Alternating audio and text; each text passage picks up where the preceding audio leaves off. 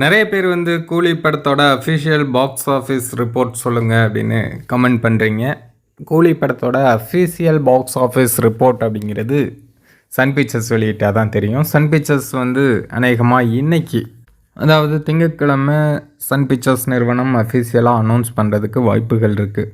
First weekend and second weekend collection எவ்வளோ அப்படிங்கிறத Sun pictures நிறுவனம் அஃபிஷியலாக அனௌன்ஸ் பண்ணுவாங்க அப்படின்னு எல்லாருமே எதிர்பார்த்துட்ருக்காங்க.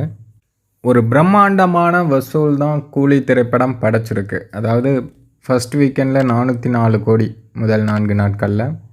அதன் பிறகு இப்போது செகண்ட் வீக்கெண்டுமே எல்லா ஷோஸுமே ஹவுஸ்ஃபுல்லாக தான் போயிருக்கு.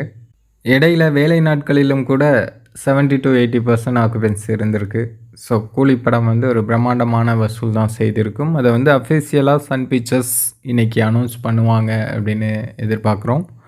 ஏன்னா சன் பிக்சர்ஸ்க்கு மட்டும்தான் அஃபிஷியலாக எவ்வளோ கலெக்ட் பண்ணிச்சு அப்படிங்கிறது தெரியும்.